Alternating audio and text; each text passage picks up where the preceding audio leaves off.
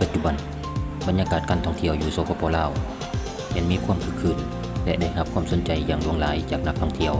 ต่างประเทศหลังจากที่ลาวได้เปิดประเทศอย่างเต็มรูปแบบและจัดตั้งการท่องเที่ยวลาวในปี 2024 Visit Laos Year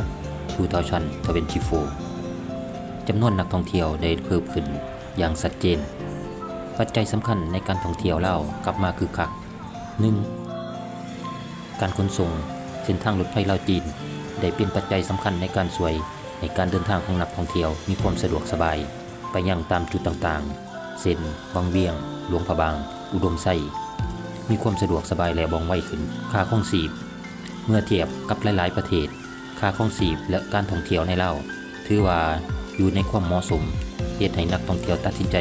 มุ่งมั่นเดินทางเข้าสู่สปป.ลาวสถานที่ท่องเที่ยวความงามทางด้านวัฒนธรรมและธรรมชาติที่ยังสดใสยังคงความมีเสน่ห์ในการดึงดูดนักท่องเที่ยวจากทั่วโลกให้หันมาเที่ยวลาวหลายขึ้นอันดับนักท่องเที่ยวที่เขามาเที่ยวลาวหลายที่สุดในปี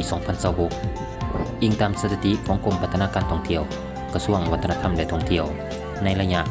ต้นปี 2024 เป็นต้นมา2ชาติที่ครองอันดับ1และอันดับ2ได้แก่ประเทศไทยนักท่องเที่ยวไทย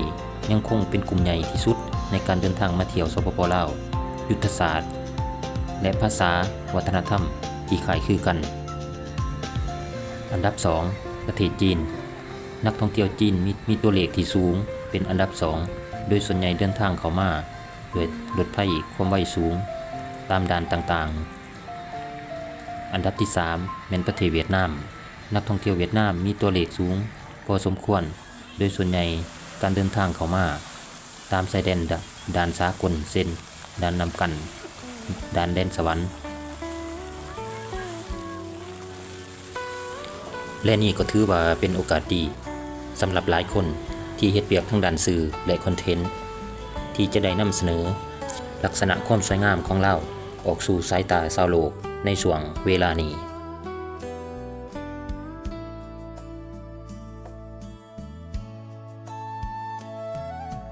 อิงตามข้อมูลสถิติการท่องเที่ยวล่าสุด